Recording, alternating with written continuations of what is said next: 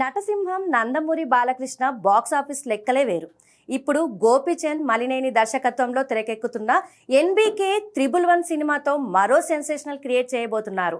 ఈ సినిమాలో ఒక ఆసక్తికరమైన చర్చ నడుస్తోంది. అదే హిట్ కాంబో సెంటిమెంట్.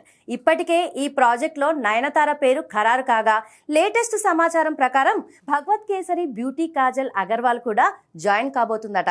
నయనతారతో బాలయ్య చేసిన 3 సినిమాలు సూపర్ హిట్టే.